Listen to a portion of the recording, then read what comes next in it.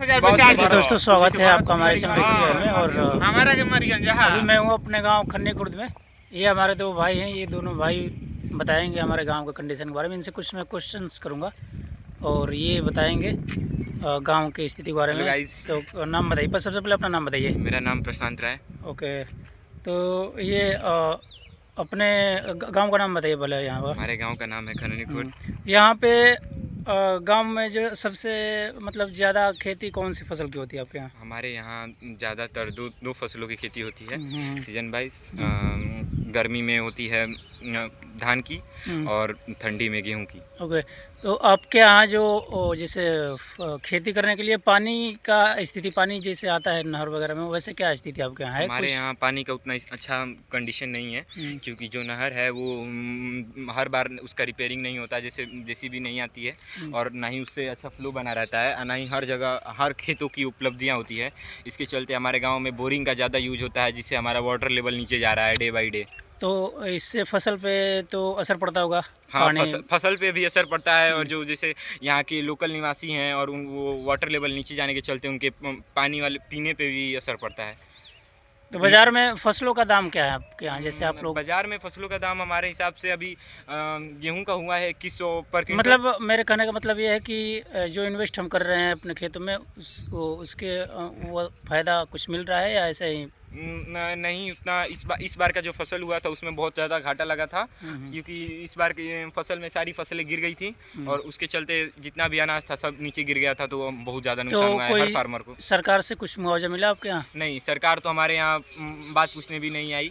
Election time उन्होंने ये भी प्रॉमिस किया था कि जैसे हम इस बार आएंगे तो हमारे यहाँ जो हमारे गाँव का जो मेन सड़क है वो सड़क चकटोला से होते हुए हमारे गाँव जो ये सड़क हम देख रहे हैं, ये जो आप सड़क देख रहे हैं, इन्होंने वादा किया था कि हम इलेक्शन जीतने के 6 महीना बाद ही ये सड़क का निर्माण कराना स्टार्ट कर देंगे। लेकिन अभी तक आप जैसे देख रहे हैं कि इलेक्शन हुए 1 साल होने को आया है, लेकिन आज तक उन्होंने अभी तक यहाँ पे रेकी करने भी नहीं है। इस सड़क का क्या कंडीशन, कब से बनना स्टार्ट हुआ था? आपको याद है कुछ? ये सड़क का जो बाईपास रूट निकला है, ये रूट 10 साल पहले हम मतलब जैसे हम जब 7 साल के या फिर 6 साल के होंगे तब ये रूट आपको इसका मतलब याद नहीं है? मैं बता रहा हूँ, ये सड़क 2005 के करीब में स्टार्ट हुआ था। 2005 के करीब में सड़क अभी ये 2026 चल रहा है जुलाई, लेकिन अभी तक कंडीशन अभी वैसा सेम का सेम वैसा ही है। हमारे जो परिवार लोग हैं उनको आने जाने में बहुत ज़्यादा तकलीफ होता है, और ना ही यहाँ पे कोई गाड़ी है, ना ही यहाँ पे कोई सुविधा है, ना ही यहाँ पे कोई प्राइवेट स्कूल है। और सरकारी स्कूल का हालत तो जैसे अब पूरे बिहार में है वैसे हमारे यहाँ भी है। आप लोग से क्या ही ये सब छुपाना ही, आप तो जानते ही हैं कि सरकारी स्कूल का क्या हाल रहता है। तो प्राइवेट संस्था का नाम, कितने बच्चों ने स्कूल छोड़ दिया है जाना? यहाँ का जो लिटरेसी रेट नहीं, जो लेफ्ट आउट रेशियो है, जैसे छोड़ देते हैं बच्चे स्कूल, तो वो बहुत ज़्यादा हो चुका है। क्योंकि ज़्यादातर मान लीजिए सरकारी स्कूल में बच्चे पढ़ना चाह नहीं रहे हैं और वो प्राइवेट संस्था की ओर जा रहे हैं। तो प्राइवेट संस्था हमारे गांव में है नहीं, तो यहाँ से चल के कहीं बाहर, जैसे हमारे गांव के उधर उस साइड में सनबरसा है, उधर स्कूल है, वो प्राइवेट की ओर जा रहे हैं। तो टीचर्स यहाँ रेगुलर आते हैं आपके यहाँ स्कूल में? अब टीचर्स का क्या ही कहना, टीचर्स तो आते ही हैं रेगुलर, बट वो उतना भी एक्टिव नहीं रहते जितना उनको एक्टिव रहना चाहिए। पढ़ाई का लेवल कैसा है यहाँ का? पढ़ाई का लेवल तो जैसा है, टीचर्स तो अच्छे हैं, लेकिन वो ज़्यादा फोकस नहीं करते, वो ज़्यादा अपना टाइम बैठने में ही अपना वो चाहते हैं कि हम बैठ कर ही गुजारें। ओके, अभी हम कुछ क्वेश्चन स्वास्थ्य के ऊपर।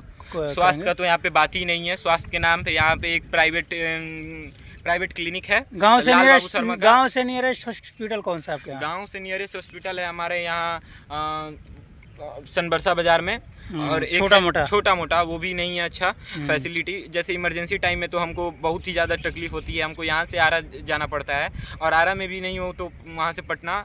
लेकिन हमारे यहाँ मेडिकल इंस्टीट्यूशन है वो बहुत ज़्यादा कम है, जिससे हमें बहुत ज़्यादा तकलीफ महसूस होती है। मान लीजिए कोई भी इमरजेंसी कंडीशन में हम कहीं किसी का भी हेल्प लेने लायक नहीं रहते, और हमें यहाँ से पैदल ही जाना पड़ता है, क्योंकि सड़क तो खराब है। सड़क है नहीं, सही नहीं है।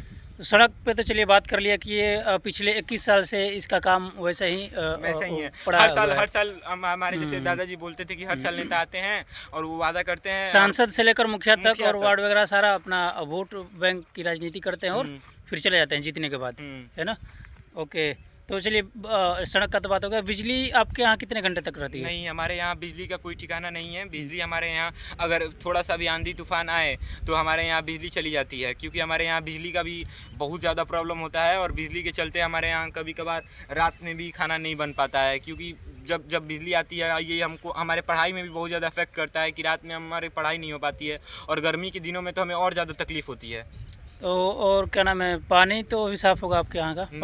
पानी तो साफ है। पानी का कोई सही, पानी तो ठीक है, हमारे यहाँ का वाटर लेवल रेशियो सही है।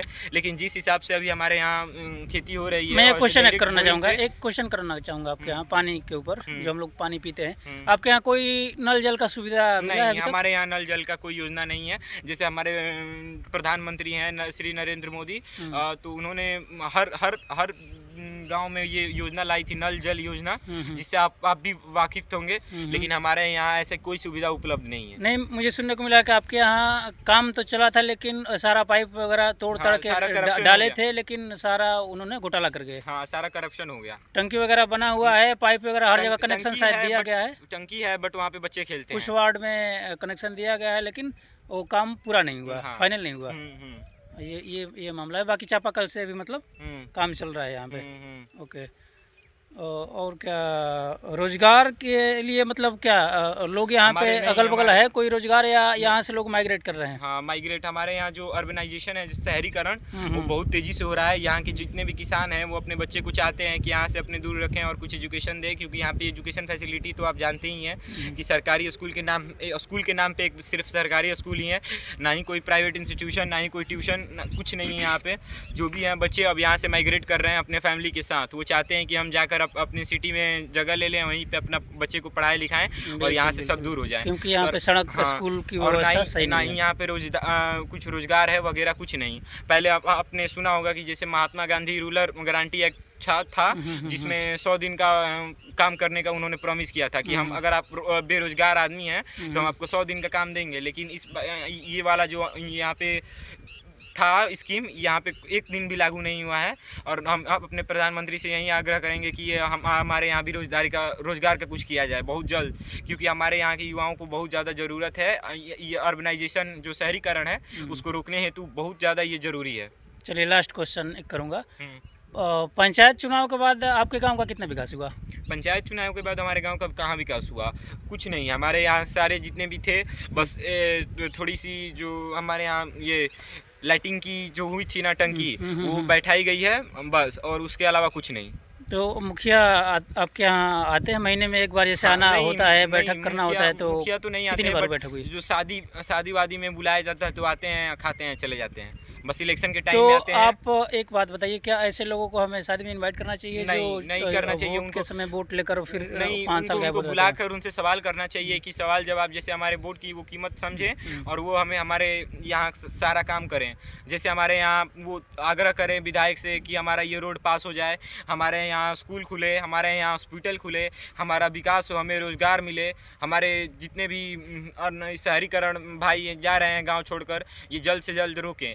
जैसे आप जानते हैं कि किसान ही देश का आधार है, तो उनको कम से कम रोकना चाहिए कि वो खेती में लगे रहें। नहीं तो आने वाली देख रहे हैं कि आप इंडिया का पॉपुलेशन डे बाई डे बढ़ रहा है, तो जैसे ही इतना ज़्यादा अर्बनाइजेशन होगा, और हमें लगता है कि सिर्फ हमारे गांव में नहीं, आसपास के सारे गांवों में यही हाल है कि जितने भी किसान हैं वो अपने गांव छोड़कर शहर की ओर बढ़ रहे हैं। तो कि सबके घरों में ताले लटक रहे हैं, तो जिसके चलते हमारे यहाँ की जो खेती है बहुत ज़्यादा इफेक्ट कर रही है। खेती ऐसे ही बंजर पड़ी हुई है, तो अब खेती नहीं होगी तो हम कैसे करेंगे, कैसे हम अपने देश के भाइयों का पेट भरेंगे? तो कम से कम उनसे यही आग्रह है कि हमारे यहाँ आकर हमारा विकास करें, कम से कम किसानों का मदद करें, जैसे मुआवजा दें, हमें नुकसान हुआ है तो सरकार की तरफ से, जैसे किसान प्रभावित हो और खेती करें। ठीक है, धन्यवाद। धन्यवाद।